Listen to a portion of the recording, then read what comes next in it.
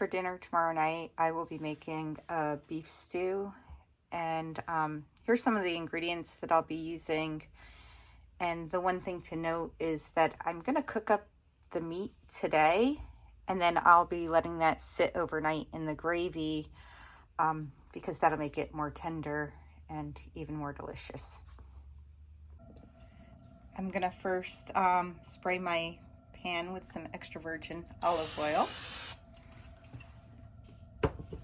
And then I'm going to go ahead and I'm going to add in my beef cubes.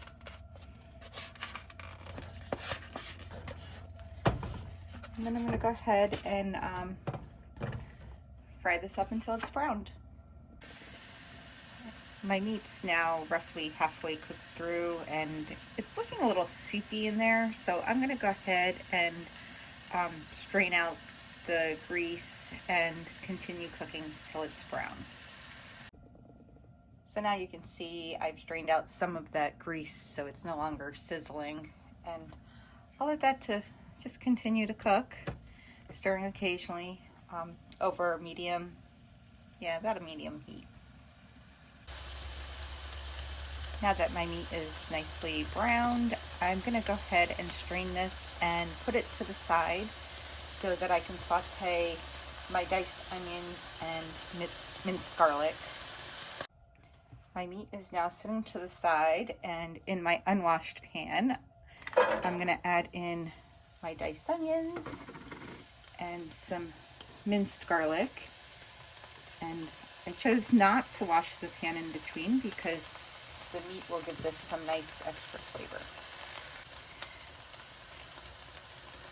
Now that this is in here, I'm going to saute it up for just a couple minutes on a low to medium low heat, just until it's nicely browned and soft. Now that my onions and garlic are nicely sauteed, I'm going to go ahead and toss my meat back in. And I'm going to go ahead and add in 3 cups of water. And I'm going to go ahead and turn the heat up now. And then I'm going to add in this packet of McCormick beef stew mix, because this will have the nice beef stew seasoning that I enjoy. So I'll toss that in. And then I will go ahead and stir everything together, and then I'll just let this heat up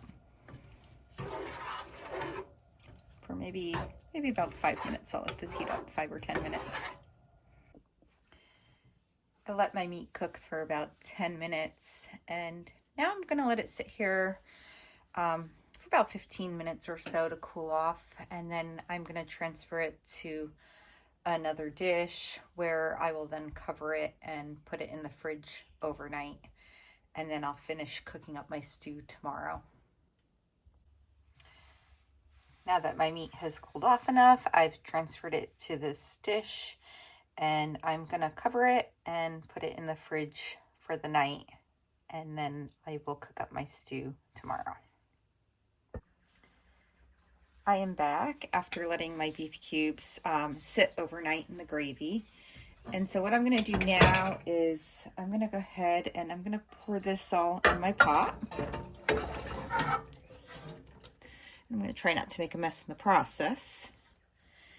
And then I'm going to go ahead and I'm going to add 2 more packets of the beef stew mix along with 6 more cups of water. And I'm going to let that heat up and then kind of simmer on a low heat for, I don't know, maybe 30 to 45 minutes before I add the potatoes. Now that my meat has simmered for roughly 45 minutes, I'm going to go ahead and add my potatoes as carefully as possible so I don't make too much of a mess. And I'm going to stir that in really well. And the one thing I forgot to mention before is while your meat's cooking, and then again after you add the potatoes, make sure you stir it occasionally so that nothing sticks to the bottom. I like to use one of these wooden spoons with the flat edge, and then I kind of just scrape the bottom just to make sure that nothing sticks.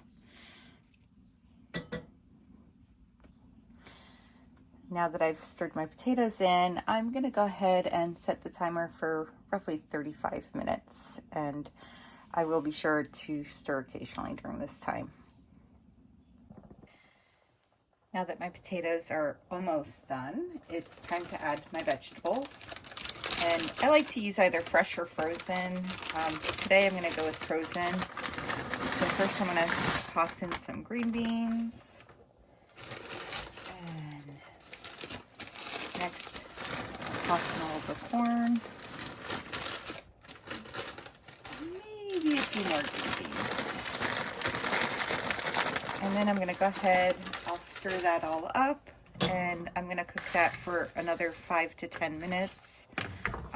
As soon as the vegetables are cooked enough and the potatoes are done, then dinner is done and ready to serve. It's not too soupy, but if it is too soupy for your liking, you can sift in some flour to thicken up the gravy. I did turn the heat up when I added the vegetables, and I wound up letting this cook for about 15 minutes after adding them because they weren't quite done yet, and the potatoes also needed just a couple more minutes. So now it looks done, it looks perfect, and I'm gonna go serve some out for myself. My stew is now served and looking awesome. And I'm just gonna go ahead and sprinkle some freshly grated Parmesan cheese on the top. That's it for me. Have a great night.